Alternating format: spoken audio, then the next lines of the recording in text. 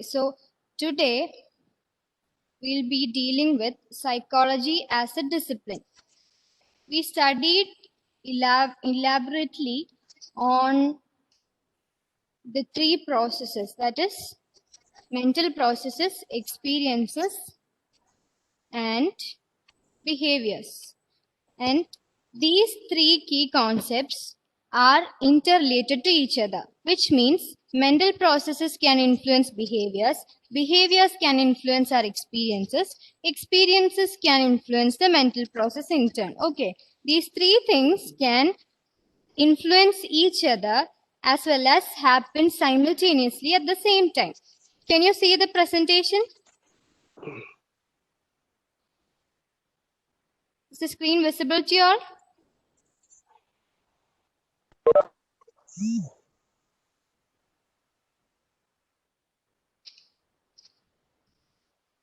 Can you all see this? Unmute and tell me, can you see this? Yes, ma'am.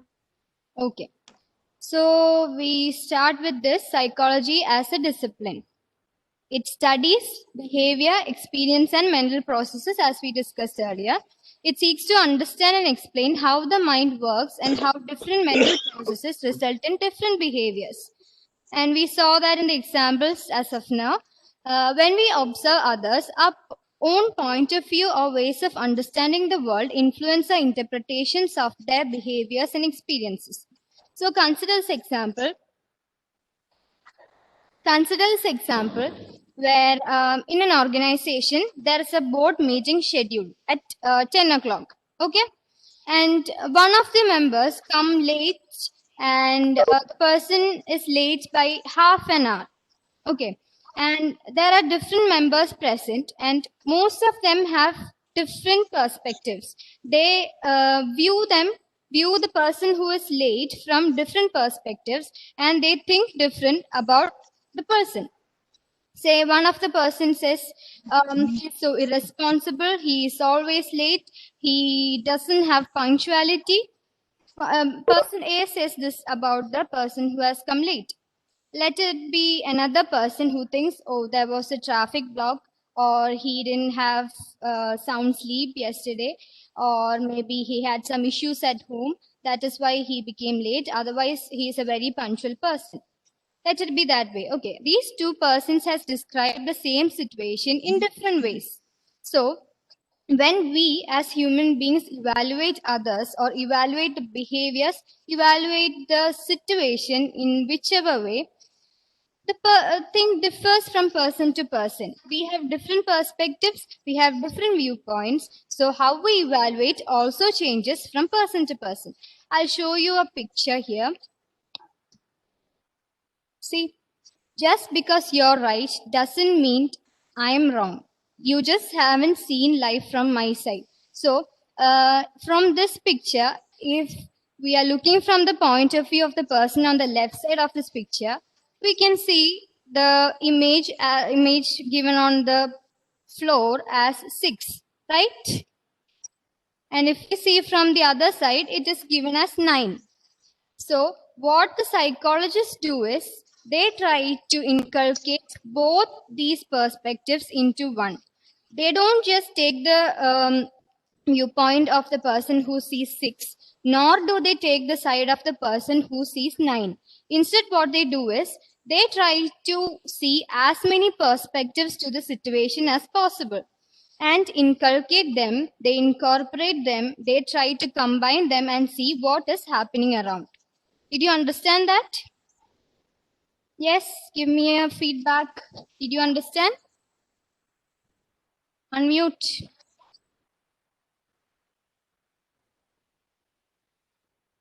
Unmute and tell me, did you understand that? Grishma, please turn on your video.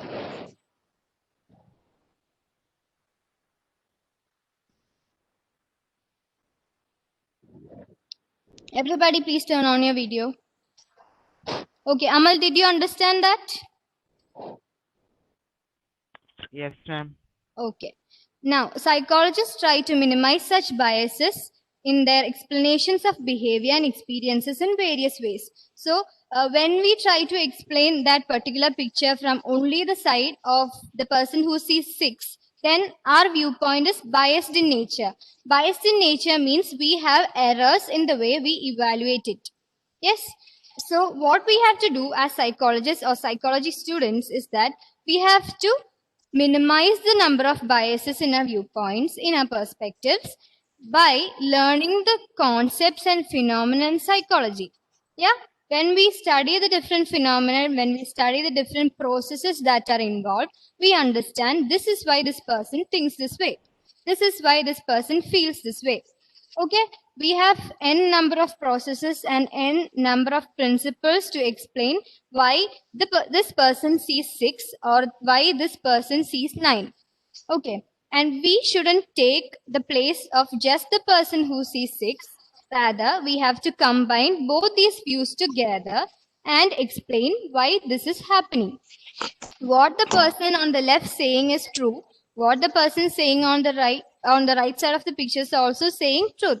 But the exact fact is that both are truth, and we have to combine it and see it as a whole. Understood?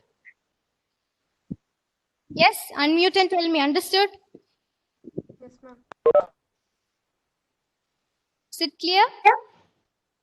Yes, ma'am. Okay. Now, some do so by making their analysis scientific and objective. Others seek to explain behavior from the point of view of those experiencing persons because they think that selectivity is a necessary aspect of human experience. So, we have different methods of reducing this bias. We follow scientific method. Scientific method is elaborated and explained in the next chapter, so we don't have to worry more about it. Just understand that we have scientific methods to find out the reasons behind each behaviors and feelings and emotions and other mental processes. Okay. And the next thing is that neuroscience and computer science borrow continuously from psychology. In this case, I would like to tell you what I told last day about neural activities and brain imaging techniques. Yes, this picture, the picture on the left side shows MRI scan, which is magnetic resonance imaging, and the right one is EEG, electroencephalography. Okay, that day we told that mental processes are similar to neural activities or brain activities. So brain activities in real time are measured or observed or studied using these kind of techniques. Because of the advancements in science and technology, we have certain methods to do that. Yes. Like MRI scan, EEG scan, PET scan, and so on. Okay. And neuroscience and computer science, they are two main fields which have contributed to psychology, as well as psychology has contributed to them too. In studying human memory, we have one model named information processing model. In that, it is similar to the steps followed by the human computer in storing memory. Yes, the human computer has RAM and ROM. You know that, right? The basics. Similarly, human brain also has certain storage facilities. We'll learn that in the chapter human memory. Okay, just understand this fact that neuroscience as well as computer science are linked to psychology and they have contributed to psychology too. Okay, now psychology can be considered as a hybrid science. So this is the main topic of the day. There has been debates on what psychology really is. Is it a science? Is it a social science? Is it a natural science? And one of the diplomatic answer that I have to tell you is psychology is a developing science. I would like to call psychology a developing science. Why? Because we call India a developing country, right? It's not underdeveloped. It's not completely developed. It's in the ongoing process of development. So similarly, psychology is also developing. It is a young science. In different universities, there is still debate whether the course has to be BSc, that is Bachelor in Science, or Master in Science, different from Bachelor of Arts in Psychology or Master of Arts in Psychology. It is a still debatable topic. Okay, so psychology now is, according to our textbook, according to syllabus that we follow, it is considered as a hybrid science. Hybrid science means it is a combination of two or more elements. The two elements that we are looking at is natural science as well as social science. So we look more into how psychology is a natural science as well as a social science. Okay. Now, the first one is natural science. Here, natural science means the scientific fields that deals with the natural phenomena. For example, like biology, physics, or chemistry. Psychology also has some characteristics of a natural science. Modern psychology has developed because of the application of scientific method to study psychological phenomenon. As a physical science, it emphasizes on data that is systematic and can be studied under controlled conditions. It can be quantitative and requires analysis. So I earlier told about the scientific method. What we do is, in physics, chemistry and all, we have certain tools, certain instruments to measure something. Like if we want to weigh something, the weight of something is given in units, kilograms, grams and all. Like height is given in centimeters or inches, and distance in physics is given in meters or kilometers or such units, and we have things to measure it. Similarly, psychology has also certain tools, certain methods, certain strategies to measure psychological attributes, psychological concepts too. Psychological variables, we call them psychological variables. They can be measured scientifically in a systematic manner. Okay, not in the way like we talked about the experiences. It's not in a subjective way. It's done in an objective manner, reducing the errors as far as possible. Okay, reducing the biases and errors. We have certain methods to undergo scientific analysis. Okay. Psychology was influenced by René Descartes and later on by the developments in physics, and it believes in the hypothetico-deductive model. So in psychology as a natural science, the main concept that we are going to learn is hypothetico-deductive model. Okay.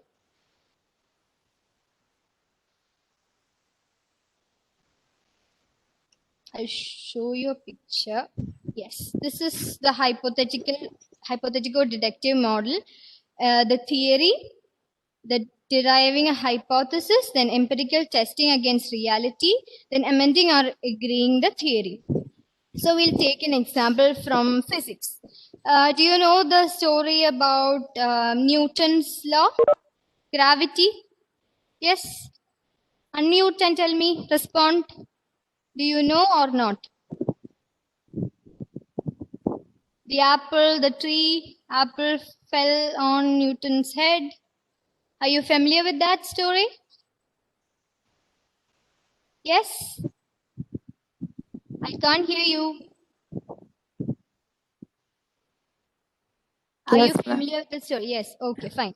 So, that is a theoretical concept. Okay. Imagine a situation where I have this theory in my mind and I derive a hypothesis based on this. We'll see what is theory and hypothesis is first and then come to the example. Okay. The model suggests that scientific advancement can take place if you have a theory to explain a phenomenon. So we have a theory at hand and it explains a phenomena. What is the phenomena here? Gravity. Okay, this is an example from physics, okay, not from psychology. I am telling this so that you can easily understand this because you have already learned this theory. Okay. Now, the theory is a set of statements about how a certain complex phenomena can be explained with the help of propositions which are interrelated. So we have a set of statements or sentences. We arrange them, we connect them and put in the form of a theory. The law of gravity is given in the form of a theory, right? That is a theoretical concept. Now, a hypothesis is a tentative solution to a problem that helps in guiding a research or a theory. Okay. So, what a hypothesis means, it is a uncertain statement. A tentative solution means that is one that is uncertain in nature to a problem that helps in guiding a research or a theory.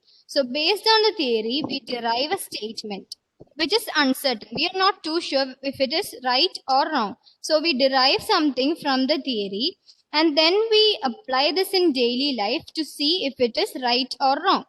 Okay. Hypothesis has been successfully used for determining many theories related to learning and memory. For example, the way a child has been brought up in his family will shape his personality. So, the example given here is the way a child has been brought up in his family will shape his personality. So, this is a psychological example. We have certain personality theories to explain this. That is why a hypothesis is derived from those personality theories that the way a child has been brought up in his family will shape his personality. Now let's go back to our physics example. There, we have the theoretical concept of law of gravity. Now imagine a situation where I take a metal ball and I throw it down from the 4th floor of the school. Okay, did you understand the situation?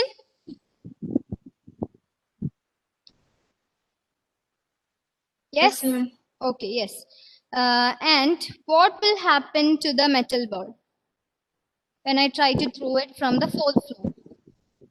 Amal, please tell me what will happen to the ball?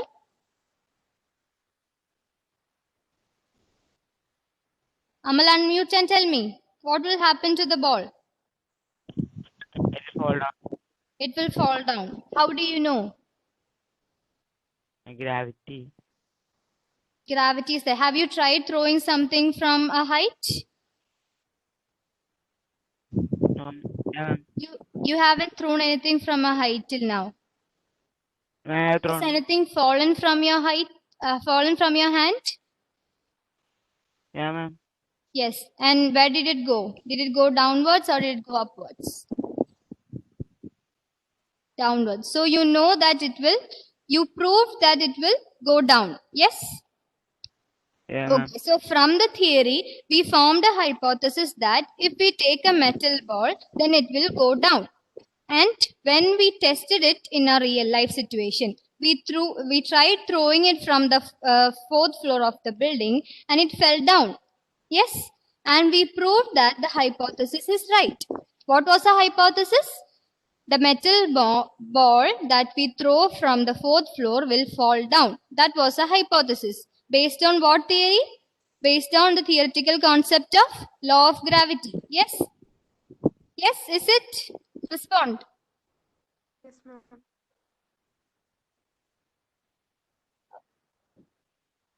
Am I not audible? Yes, ma'am. Okay, fine. Okay, so from the theoretical concept, we got a hypothesis. We applied that in real life. That is what empirical testing against reality. We tested it. Okay, and according to the theoretical concept, the thing has to fall down. So when we tested, the thing fell down. So the hypothesis is accepted. It is true. Okay. And what we do is we go back to the theory. We agree to the theory. Yes. We proved that the theory is right. Yes. And consider another situation where I do the same activity. The theory we have is about the gravity. I derive the hypothesis that the thing thrown from the 4th floor will fall down, and just imagine the situation that it goes upwards. The metal ball goes upwards. And then when I tested, the hypothesis is wrong, right? I kept the hypothesis that it will go down, but instead it went up. Yes. So what we do to the theory? We change the theory. We have proved that the theory is wrong. So either we make any modifications to the theory or we change the theory completely. That's what we do in the hypothetical deductive method. And again we form the hypothesis, again we test it against reality, and then again we agree to the theory or we amend the theory. Amend the theory means we will change the theory or we will modify it in the manner which is following the hypothesis that we proved or maybe we accepted or rejected. Did you understand that concept? Is it clear? Yes, ma'am. Okay. Now, this is the hypothetical deductive model is the main thing that we use in psychology as a natural science. Psychology as natural science mainly have, as I said above, the scientific methods to test. Like we also have questionnaires. Have you heard about questionnaires, which has different questions and responses? Yes. Yes, ma'am. Okay, yeah. So we use that to measure certain psychological attributes. We also go to natural environments to observe people's behavior. That is a scientific method. Now, if we can't have the complete natural environment, if it is not feasible to go to a natural environment, what we do is we create artificial environments. We create artificial environment in the sense, where do we test things? Usually in physics and chemistry, where do you test things? In a lab. In a lab, in a laboratory, we create an artificial situation for psychology too. To measure psychological attributes, we create an artificial situation, we apply the variables, we try measuring it, we try re-measuring it, and we analyze the data. That is how scientific method is done in psychology too. Okay, we learn more deeply into this in the next chapter. Okay, you just have to know that these methods are there, and that is why we are considering psychology as a natural science. This has some similarity to what we do in biology, physics, and chemistry, right? Yes? Yes? Yes or no? Yes, ma'am. Yes, okay, fine. So that is why we call it a natural science. And the first psychological laboratory, it was established in University of Leipzig in 1879. Okay, please read the textbooks daily. That's what I told you. There are small points to remember. Okay, it was established in 1879. It is that old, but still we are still developing the methods to measure these psychological attributes. Okay, now we consider psychology as a social science. So natural science is over. Next is social science. Yes, what we have here is yesterday, not yesterday, the last class we talked about the definition. What was the definition? Grishma, can you tell the definition of psychology? Psychology is defined as The study of mental processes, experiences, and behaviors. in different, taking place in different context. Yes, we told about the context. We told about the three concepts that is taking place in different contexts. Sorry. So these contexts are of great importance to people who agree to the fact that psychology is a social science, and the social and cultural environment has the main influence on people's behaviors, emotions, feelings, mental processes, etc. That is what people or psychologists who agree to this part of psychology debates about. Yes, they argue that psychology is a social science where social and cultural context or the social and cultural environment of the person has the greatest influence on his or her behavior. Social means anything related to the society of the individual. So you are the part of a society. You belong to a society. So the values in the society, the rules and regulations, the obligations that you have towards the society, all these has an influence on you. And the family. Family is the social context, right? The family, the friends that you have, all belongs to this particular category of social context. Now we have the cultural context. Cultural context means, what is culture? The traditions, the values, the beliefs, the core values and beliefs or the customs that has been carried on to one generation to the next generation. So you have received certain cultural values or cultural traditions from your family, from your forefathers, right?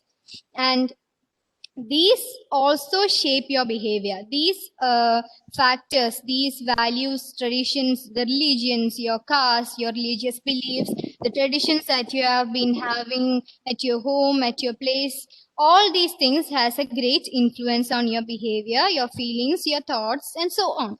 So this is the basic theme where psychology is considered as a social science. Yes.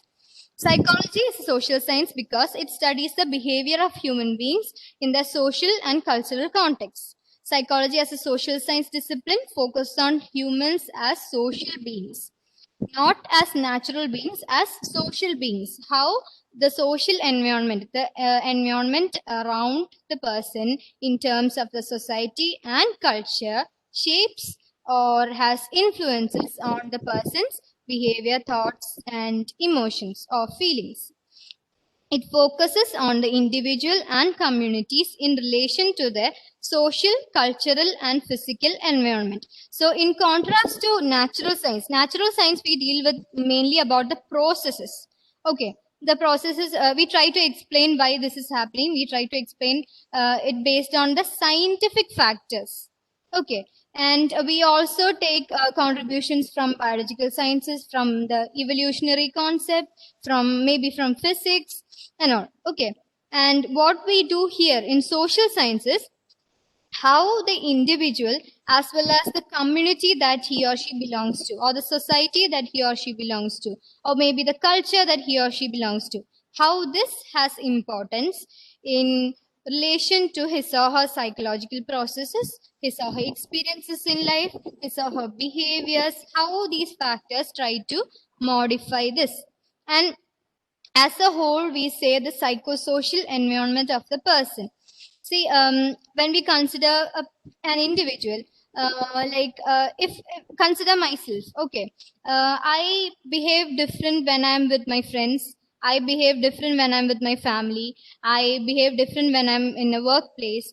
I behave different when I'm with my students, right? So my environment, the people around us, that belongs to the community around me. The people around us, the factors around us, the interactions among these factors, all these has an influence on me. So that is what is studied in psychology as a social science. Understood? Is it clear? Yes, ma'am. Yes, okay. So in your textbook, you have a small story given. It is the main characters are Ranjita and Shapnam. It is like a case study based on the post-flood situations. So Ranjita and Shapnam, they both are having different characteristics. They have different, totally different personalities, and the story shows how they change when they change their social context after the flood. Okay, you have to read that. Understood? I'm not giving any other assignments to write. You just read till page number 5. Okay. You have to read the whole chapter till page number 5. And if you have any doubts, please ask me. Okay. You can text me anytime. If I'm not answering within 5 or 6 hours, you can call me. Okay. Fine. Okay, we'll have a quick revision of what we dealt with today. So we studied about psychology as a discipline. Yes, psychology as a discipline is still a debatable topic. It is, some argue whether it is science, some argue that it is an art subject, but most of them agree to the fact that psychology is a developing science. It is now considered as a hybrid science. It has two basic streams. Which is it? Which are they? Who will tell me? I should tell me. Which are they? As a social science and as a natural As science. a social science, as a natural science. In natural science, just like biology, physics, or chemistry, we have certain scientific methods. We have laboratories. We use other research methods. And for all these methods, what we do is we have a model. We have a hypothetico-deductive model. Okay, we have some theories, We have some hypothesis derived from them. We test the hypothesis in real life. In certain situations, what happens is we can't test the hypothesis in real life situations. For example, when we study the smoking behaviors, we can ask people or we can ask the subjects who come for the testing to smoke 5 or 6 cigarettes and show us. We can't do a test after that. It is not feasible. It is not good for health, and it is illegal actually. So in such situations, what we do is we choose people accordingly. We choose people who are already having smoking behaviors, and then we test it. Okay, that's how it is done. Not always we can have the natural environment setting. So we create artificial settings in laboratory and we conduct experiments. Okay, and then what we do, we agree to the theory if the hypothesis is accepted. If the hypothesis is rejected, we again test it or we form another hypothesis and we change the theory. Okay. Now, this is a situation where we have a theory and we derive a hypothesis based on it. But there are situations where we don't have a theory. The theory part is not there. So what we do is we form different hypotheses. We ask different questions and then we test against reality. Then we form theory. From hypothesis, we go to theory. That is why it is given a circle. There is no first step for this. Okay. We can start from here or we can start from the theory part. That is the hypothetical deductive model. That is the main thing that comes in the topic psychology as a natural science. Now, the next topic was psychology as a social science. Which two contexts are important here? Who will tell me? Greshma or Elvina, tell me. Elvina, tell me, which two contexts are important in psychology as a social science? It is based on the society and how the people react to the environment, cultural and social. Okay, correct. The social and cultural contexts are of prime importance in psychology as a social science. Okay, understood? Okay, so again, some of you joined late. I was telling them that I'm very impressed by your examples, the assignments and all. So everybody keep up the good work, okay? I'm really impressed by your works. And today I'm not giving any written assignment, but instead you have to read till page number 5. And keep underlining the things, the statements that you think it is very important, okay? And the bolded things you have to learn by heart, okay? Definitions will be asked in exams. Fine? Okay, then it's almost time. Do you have any doubts to ask? I'll show you the presentation once more. If you have any doubts, please ask. We dealt with psychology as a discipline. We told how these 3 things that we saw in the definition are interrelated. Then how perspectives matter, how psychologists have to evaluate different perspectives. Then we have to reduce our biases or errors in our explanation of behavior. We have to see different perspectives, combine them. We should not judge them. Instead, we have to see from different point of views. We have to be objective and not subjective, which means we have to reduce our biases and errors. Then what else? Then we saw neuroscience and computer science. They have close relation with psychology. They have contributions into psychology. Psychology has contributions into these 2 sciences. Then we saw brain imaging techniques. Then we saw that psychology is a hybrid science. Then we discussed the 2 parts. Is it clear? Okay, then shall we meet tomorrow? Okay, Yes, ma'am. bye. See you Thank you, all. ma'am. Thank you. Thank you, ma'am.